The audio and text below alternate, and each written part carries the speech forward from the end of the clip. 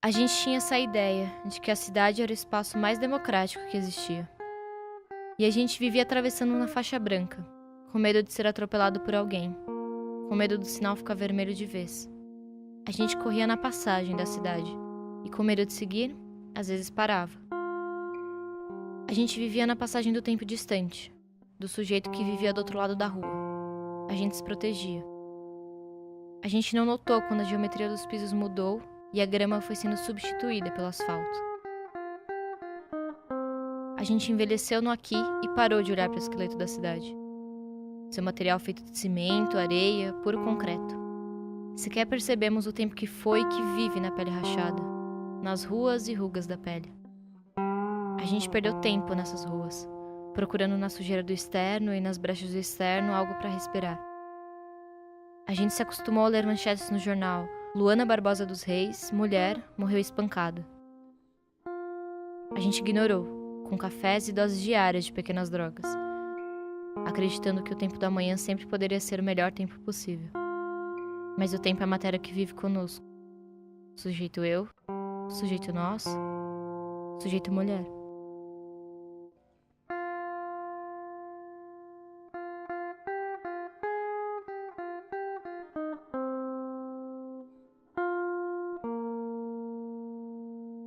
Eu estou com 66 anos, isto não é ruim. O que é chato é que eu podia ter sido mais bem preparada se alguém tivesse falado antes comigo. Dos males do corpo. Presta atenção que você vai ter perda óssea, tua perda óssea começa no maxilar. Portanto, teus dentes vão começar a se suicidar inteiros. Entendeu? Ninguém fala. Eu falo. Bom, começamos assim, dizendo que velhice não é doença, né? Porque a gente durante muito tempo associou velhice com doença, então todo velho é doente. Outra, nenhum velho aprende mais nada, né? Então é também um mito que a gente trabalha bastante quando a gente está sempre, né, nas comunidades e tudo mais. O terceiro, todo velho tem problema de memória, né? Então todo velho é esquecido, todo velho é caduco e tudo mais. Então é mito isso daí.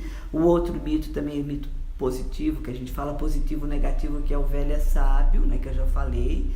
O outro fala que velhice é a melhor idade, né, que é uma falácia também. Mas são esses. Aí dizer que velho é inútil, né? São 6 mitos que a gente trabalha assim. Ou seja, ele é inútil porque não trabalha, ela é inútil porque não tem mais filhos, por exemplo, né? Não gera nada para a sociedade. Então a gente trabalha esses 6 mitos, né? Da inutilidade, da memória, da doença, de ser sábio, de ser a melhor idade, que também é uma falácia, né? Não é a idade que traz sabedoria, é a reflexão. E nem todas as pessoas refletem. Ninguém fica sábio porque fica velho. Porque você não dorme com 59 sem ser sábio e acorda com 60 sábio, né? Então, sabedoria ou ser sábio está relacionado com o que você faz com as experiências da sua vida. O que é envelhecer hoje em dia também, essa é uma outra questão, né?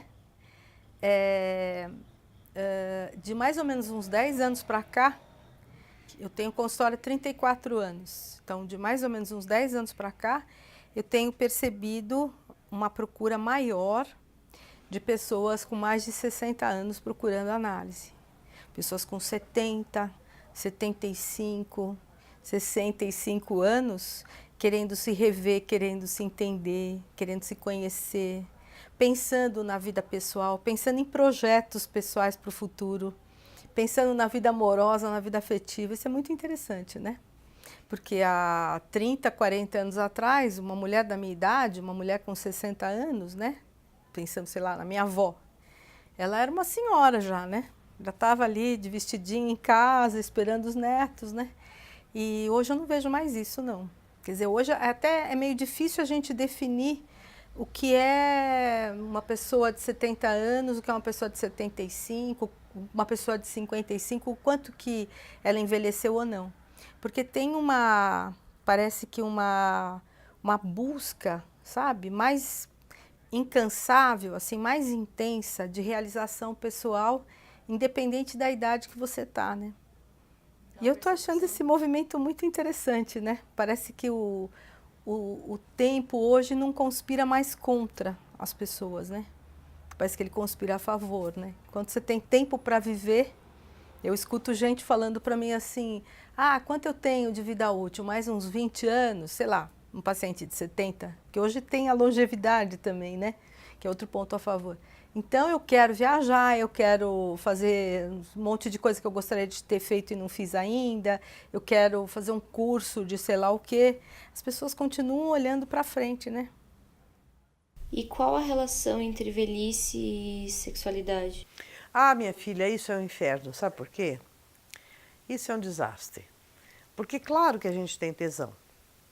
Diminui bastante. Claro que a gente tem tesão, mas ninguém tem tesão na gente. É uma coisa maravilhosa.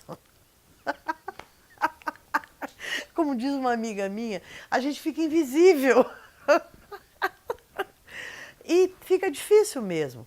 Aí depois de um certo tempo você começa a se acostumar. Eu, depois dos 56 anos, fiquei invisível.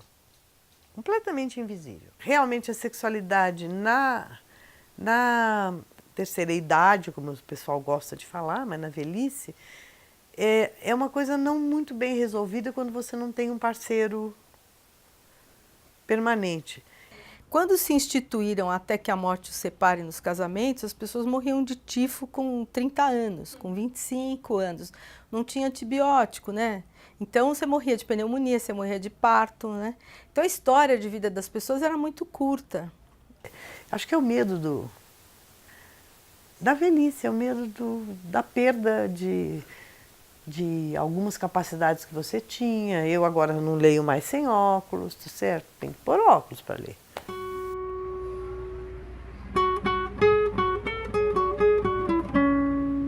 Bom, o tempo, se a gente fosse pensar assim, na verdade, eu digo assim que o tempo em si não existe. Para mim, existe percepção de tempo, né? Então, os mesmos 5 minutos que a gente espera por uma coisa são uma eternidade. E se você, em outro momento, em outra circunstância, aquilo passa e você não percebe. Eu sempre acho que eu vivo em 2 tempos. Então, pensando nas crianças, por exemplo, né, tem um tempo que é muito rápido. De pensar, a Cecília, minha filha mais nova, tem 5 anos. O Pedro já vai fazer 7, o Lucas 9. Isso é muito rápido. Ao mesmo tempo que cada dia demora muito. Ao mesmo tempo você percebe que não dá tempo de fazer tudo. Entendeu? Mas que também passou muito tempo. Eu não vou conseguir ler todas as coisas que eu quero, eu não vou conseguir ver todos os filmes, viajar para todos os lugares, ver todos os meus amigos. Não. Eu acho que essa percepção da finitude, quando você estuda arqueologia, isso é escancarado na sua cara toda hora, porque você morre, todo mundo morre. E você está estudando gente que já morreu. Então, sabe, qual que é o seu legado nessa história toda? O que você vai deixar? A vida anda. Não há um instante de descanso da vida. A vida não para um instante. Não senta como você está sentada. A vida não tem bunda para sentar. Ela está sempre na frente. Eu acho que o tempo da gente é dentro da nossa roda. O meu tempo sempre foi dentro da minha roda. Eu sou assim. O meu tempo, eu só gosto de tempo para pensar. Por quê? Porque, por exemplo, tudo que eu conversei aqui com vocês, seja com vocês, seja com qualquer pessoa, eu posso conversar a maior porcaria com qualquer pessoa. Aí eu, quando volto, num determinado momento eu paro, eu penso tudo aquilo que foi falado, eu lembro tudo. Eu acho que eu lido com o tempo muito melhor que a maior parte das minhas amigas. E sempre que alguém fala pra mim, nossa, mas você faz tanta coisa, eu tenho vontade de rir. Porque a minha avó trabalhava como doméstica o dia inteiro e o salário de doméstica não dava para pagar aluguel e cuidar de 2 crianças sozinha. Então ela lavava roupa à noite para fora. Então minha avó dormia umas 3 horas por noite. Quando alguém acha que eu faço muita coisa, eu tenho vontade de rir. Porque comparado com o que foi a vida da minha avó, eu não faço nada. Eu acho que uma das coisas que a arqueologia e a egiptologia muitas vezes esquece é que em última instância está falando de gente. E essa dimensão, né? Aí quando você vai olhar, por exemplo, a documentação funerária, né? O sujeito fez um esforço absurdo para eternizar o legado dele ali. É tão humano, sabe assim, você quer ser lembrado. Eu vejo assim, as mulheres hoje em dia, né, de um modo geral, podendo parar para pensar e para questionar mais a vida, né? E eu acho que até uns 40 anos atrás não existia tão fortemente essa possibilidade, né? Você vivia lá no teu bairro, lá na tua região, e você estava meio que condenada a casar com o teu primo ou com um amiguinho da escola, sei lá. Casava cedo, né? E aí você tinha filhos, depois você tinha netos, e era isso que reservava para uma mulher, né? Pensando numa mulher classe média, tá? Não estou nem entrando nas questões sociais que são muito sérias e que são muito mais complexas, né? A questão da violência contra a mulher, da opressão, né? Essa opressão já existia, estava implícita ali, né? Mas não era uma coisa que era passível de ser pensada, discutida, né? Aquilo ficava como se fosse a vida, né? Acho que até de 13 anos diria para mim hoje, tipo, vai dar certo também, deu certo. A minha menina é a minha bússola, se eu estou vivendo direito ou não. Ela que me alerta se eu estou indo para um lugar que não é bom. E eu acho que essa menina que eu fui, ela teria bastante orgulho de mim hoje. Porque ela tinha muito medo que eu me perdesse de mim.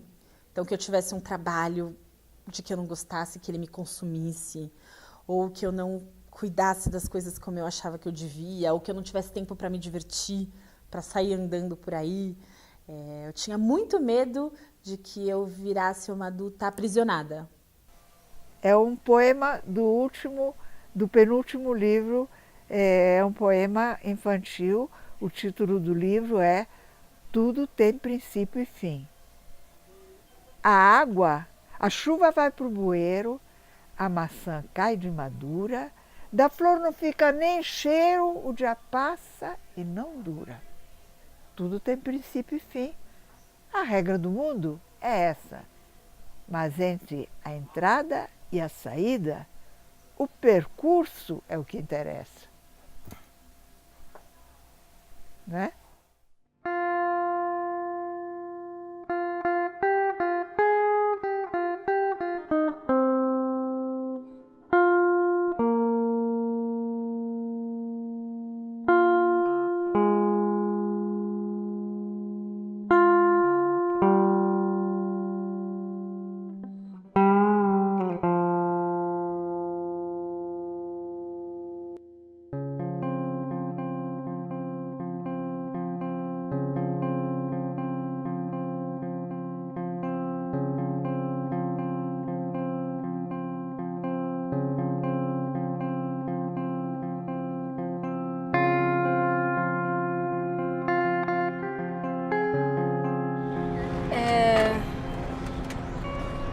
É engraçado porque eu não vivi muito tempo, 20 anos não é nada de tempo.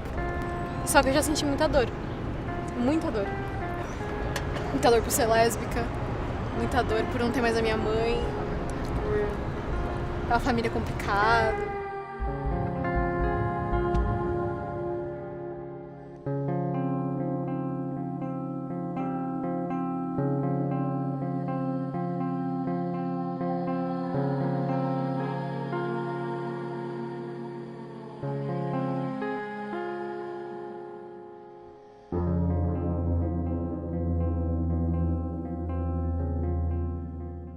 Em 2005, eu tinha 22 anos, eu acordei um dia com formigamento, uma sensação diferente na minha pele, que foi tomando conta de todo o meu corpo. Eu procurei um médico, um neurologista na época, e aí a gente fez todos os exames e eu fui diagnosticada com esclerose múltipla. 4 anos depois, em 2009, eu tive um segundo surto, uma segunda crise, e foi quando eu comecei a me tratar com medicamento injetável.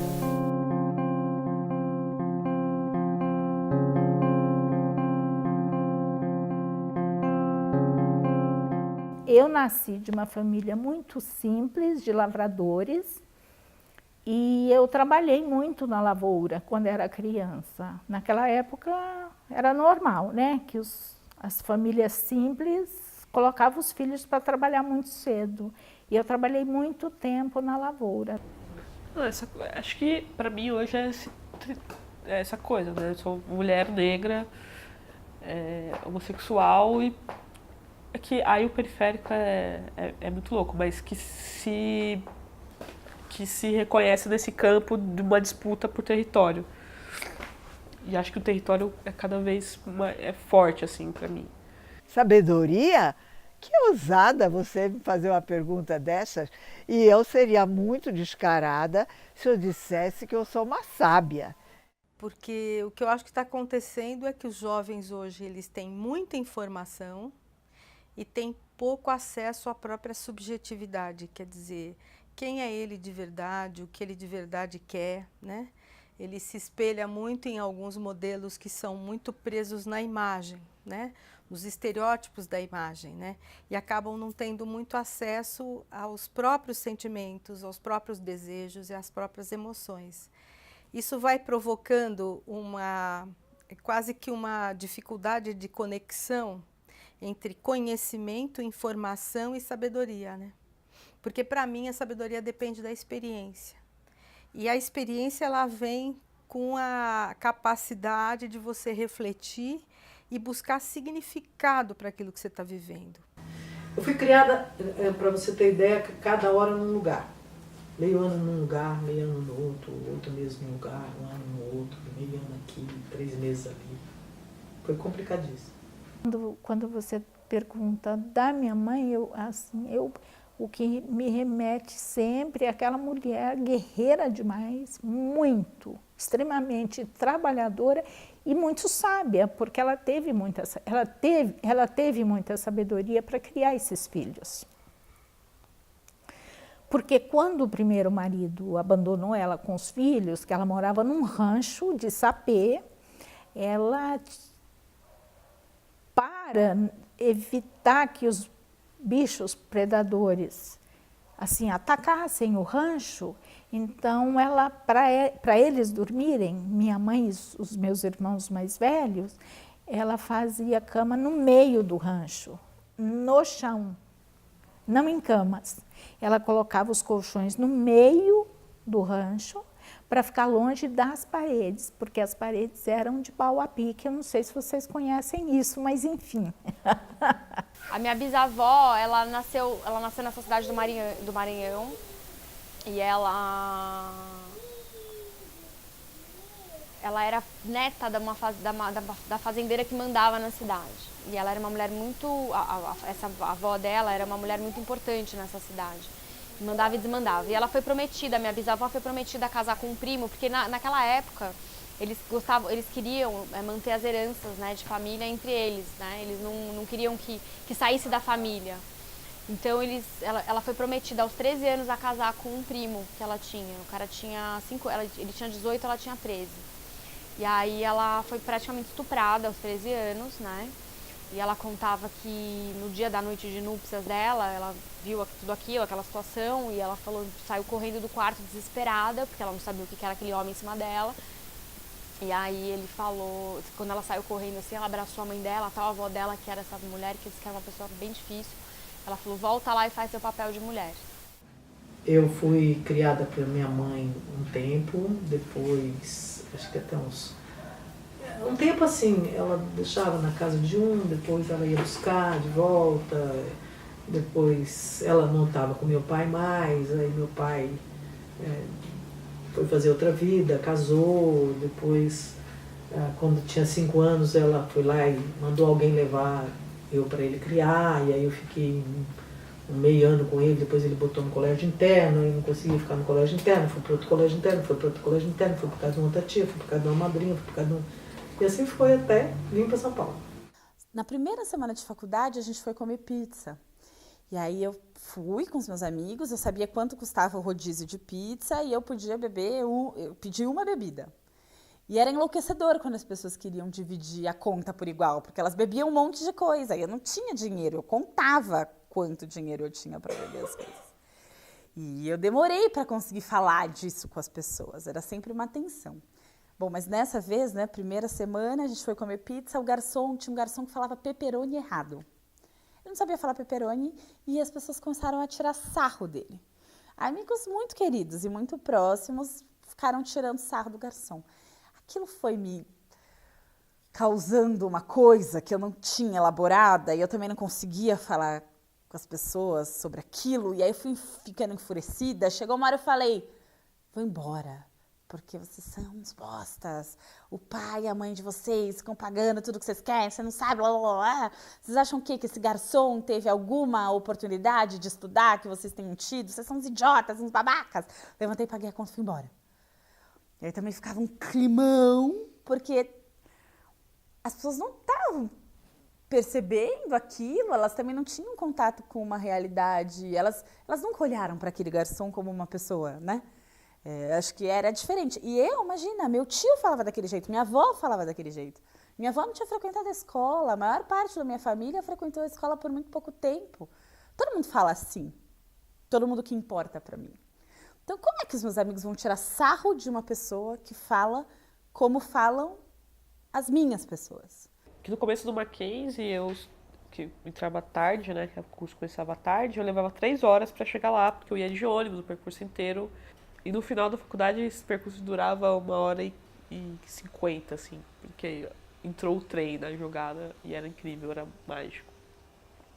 Mas, enfim, foi importante porque era um processo de estar na cidade, assim, né? De passar... Primeiro, de ter essa experiência horrível do trânsito, né? Acho que enfim, eu saía lá do Grajaú, de um bairro pobre, de um bairro com diversas faltas, aplicado por várias faltas de investimento, e ia para uma universidade encravada em Higienópolis, assim. Então, toda essa relação fez eu entender vários processos sociais, assim, empiricamente, de um jeito bem fácil, né? Precisava ler os livros que eu fui ler depois. Então, eram muito óbvios esses processos, eram muito óbvias as desigualdades da cidade, eram muito óbvias os setores da cidade pelo caminho que eu passava, sabe? Eu sabia dizer quando terminava a hiperperiferia, começava a periferia, os bairros operários, que a gente depois foi aprender por outros caminhos, assim. Acho que a amplitude da gente, o raio de amplitude, diminui com a idade. Porque realmente você fica mais lento, tudo isso. Mas a gente tem que ganhar em profundidade. Já que a gente está perdendo em lateralidade, em extensão, ganhemos em profundidade, né? Para não perder, não ficar pequeno e raso que nem um ponto, né? Aí é muito, muito chato. Então, o palco, ele para mim, ele sempre foi... Eu encontrei o teatro, eu tinha 16 anos, quase 16. E eu estava no limite de uma adolescência suicida e alguma coisa que pudesse me salvar. E chegou o teatro. Encontrei o teatro e acabou. O suicídio esqueci. Entendeu? E eu tinha uma tendência muito forte desde criança à autodestruição. E quando eu encontrei o teatro, é como se tivesse limpado a minha infância que não foi muito boa, né? Então, passei a descobrir a criação, né? O criar.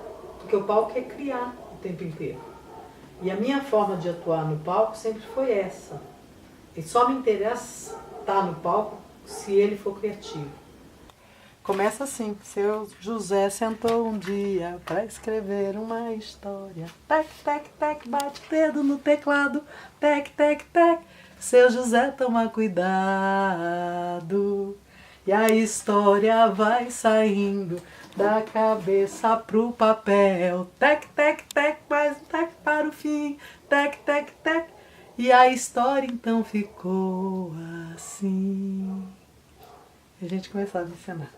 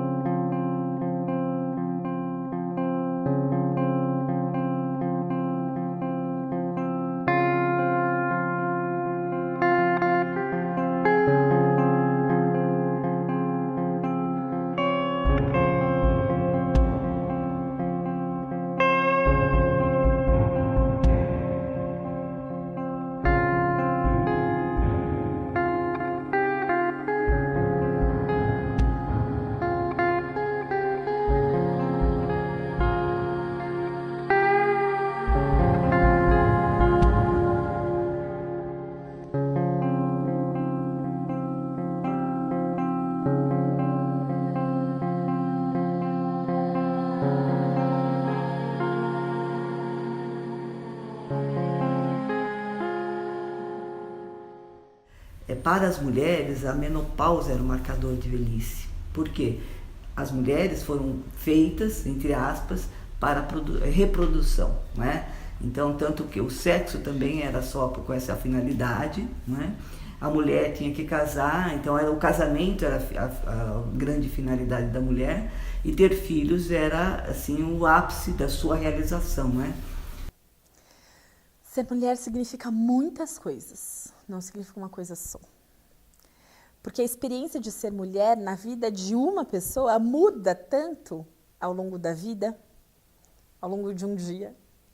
Então, ser mulher aqui conversando com vocês é muito diferente de ser mulher na sexta-feira à tarde numa escola no Grajaú, onde eu estava.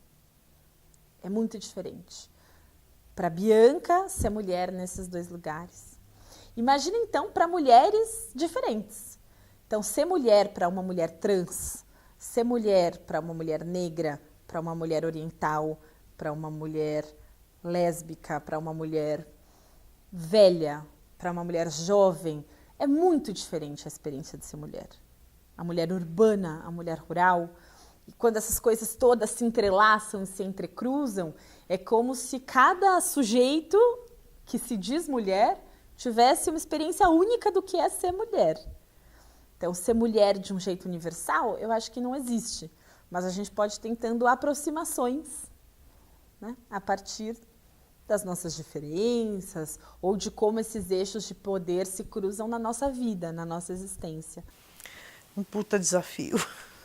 Falei no começo, né, que a gente não nasce, não é só Simone de Beauvoir que não nasce. A gente tem que se forjar mulher o tempo todo.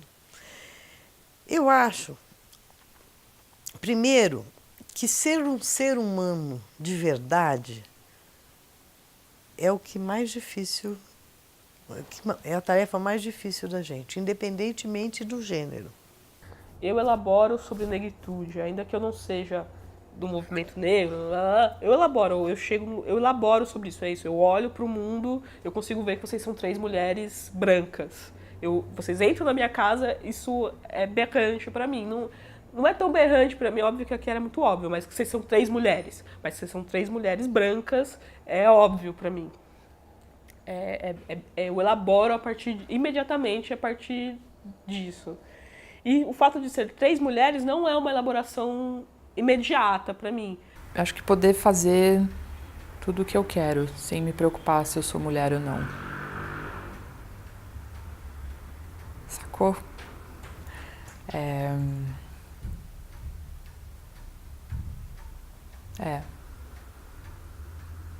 não abrir mão, é não precisar me preocupar se eu sou mulher ou não. Maravilhoso ser mulher. Se você me dissesse que quer nascer de novo, se eu decidisse em nascer de novo, o que você quer? Vir homem ou mulher? Mulher de novo, sem dúvida nenhuma. Mulher é muito bom. Que a violência contra a mulher é diferente, né? Ela não é exatamente uma violência que vai te quebrar a lâmpada na sua cabeça. Ela é uma violência que é uma violência machista, né? Então a gente tem medo, como outras mulheres têm, de ser estuprada, né? Só que com adendo de um estupro corretivo, assim. A gente tem medo de ser assediada, sabe, mais violentamente do que porque a gente não tem exatamente medo de levar um soco na cara no meio da rua. Até porque a gente não performa tanta masculinidade, né? Acho que é um pouquinho mais masculino, mas a gente não tem uma performance tão masculinizada, não sei qual que é o termo. Mas isso também faz com que a gente fique menos vulneráveis às violências que são mais machistas e mais, né, homofóbicas, transfóbicas e tal. O taxista me chamou, eu pensei que... Um taxista me chamou, pensei que era para pedir informação, o cara estava com o pinto de fora. Troco de quê? Eu juro, essas são coisas que realmente eu não consigo compreender. É poder, é só poder, porque não é possível que o cara se sinta estimulado sexualmente por uma coisa dessa. Só pode ser poder. A questão da mulher, da opressão contra a mulher, está tão arraigada dentro das próprias mulheres, né, que essa transformação eu acho que vem mesmo desse movimento de resistência, né, de tomada de consciência e de resistência, né. Toda experiência que é de resistência, ela é muito sábia, né, e ser mulher é uma experiência de resistência. Mas para mim é muito confortável ser mulher hoje.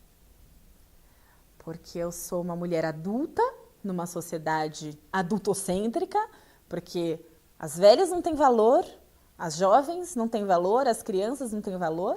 Então, ser uma mulher adulta é muito confortável. Ser uma mulher de classe média é muito confortável.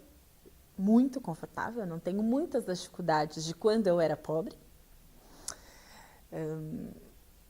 Ser mulher num contexto escolarizado, e de pessoas que refletem sobre o machismo, sobre o racismo, é uma situação de muito privilégio. Então, mesmo sendo mulher negra num lugar primordialmente branco, eu convivo com pessoas que têm uma reflexão profunda sobre essas temáticas. Então, também é um lugar de conforto e de compreensão, muito melhor do que já foi no passado. Então, teve momentos em que eu não tinha interlocução sobre essa temática. Então, conversar sobre ser mulher com as minhas amigas mulheres não ressoava. Conversar sobre ser mulher negra, então, não fazia sentido nenhum. Porque imagina, é igualzinho ser mulher branca ou negra, ser mulher ou homem, é a mesma coisa, era terrível. Hoje, existir essa interlocução já é uma maravilha. Né? Mas ser mulher hoje, para mim, é uma alegria. É um prazer, é um privilégio. Eu me sinto o tempo inteiro confrontada, seja na vida privada, seja na vida pública, com o fato de ser mulher negra, de um jeito muito positivo e interessante. Mas com a consciência de que não é assim para a maior parte de nós. Para a maior parte das mulheres, ser mulher ainda as distancia do acesso a direitos, as distancia de ter a vida que elas gostariam de ter. Então, mesmo que eu viva essa experiência de mulher de um jeito muito especial e privilegiado, eu me sinto conectada a todas as mulheres que têm uma vida difícil, mais difícil que a minha.